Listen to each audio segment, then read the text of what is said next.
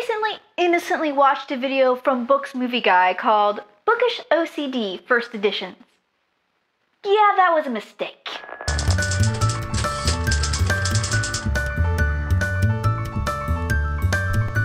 So in the movie, BookMovieGuy teaches you how to recognize first editions. Now this is your last chance not to know. Turn back now. So apparently you can't just look and see if it says first edition on the first page. To a publisher, first edition is every printing up to the point where a major change in the text is made. To a true collector, a first edition is just the first printing. So how do you figure that out then?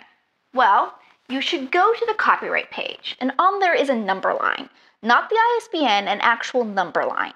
If that number line has a 1 anywhere in it, it is a true first edition. Okay, now that you know this, you're going to do the exact same thing I did, which is run to your shelves and see if you have any first editions. I apparently already own a first edition of one of the Dune books, as well as a first edition of Mockingjay, which apparently, if this was a first edition of the first Hunger Games, instead would actually be worth something.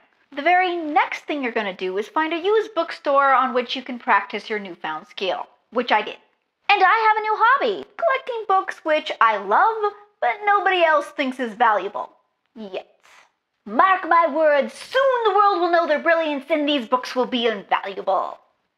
Nah, I just like reading number lines. So the first editions I got are Bloodbound, which is the second book in the Paranormal Mercy Thompson series.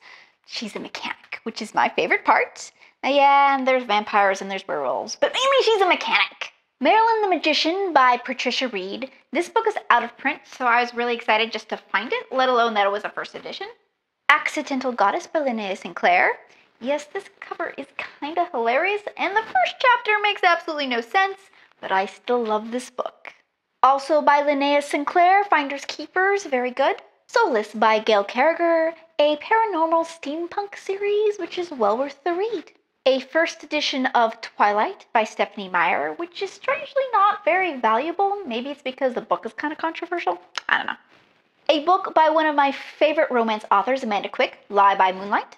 And A Casual Vacancy by J.K. Rowling. I actually have not read this yet, but I could not pass up a first edition from one of the greatest authors of our generation. Okay, thank you for sticking with me through the entire video because I know all you want to do is run to your shelves and check for first editions. Do it, and then come back and tell me what you find.